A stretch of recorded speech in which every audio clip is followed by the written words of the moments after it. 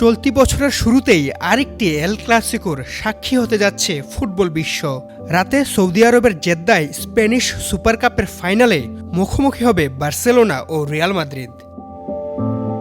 Real Madrid বার্সেলোনার লড়াই মানে ঐতিহ্যের ও প্রতিশোধের লড়াই। ম্যাচের ৯০ মিনিট হয়ে ওঠে দীর্ঘ। ম্যাচ জুড়ে থাকে প্রেসার, ট্যাকেল। সবশেষ ক্লাসিকো সুখকর ছিল না বার্সেলোনার জন্য। গত অক্টোবরে চির প্রতিদ্বন্দ্বীদের কাছে ২-১ গোলে হারে কাতালানরা। অবশ্য এরপর থেকে নিজেদের আবারও ফিরে পেয়েছে হান্সি ফ্লিকের দল। লা লিগায় জিতেছে টানা ৯টি ম্যাচ।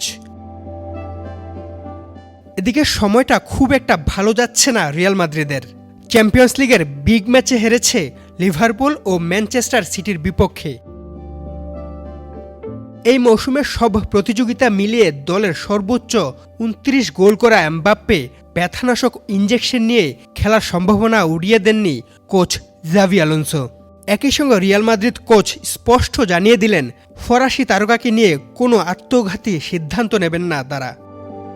গতবার সুপার কাপের ফাইনালে রিয়াল মাদ্রিদকে ৫-২ গোলে হারিয়ে প্রতিযোগিতাটির রেকর্ড ১৫তম শিরোপা জিতেছিল বার্সেলোনা।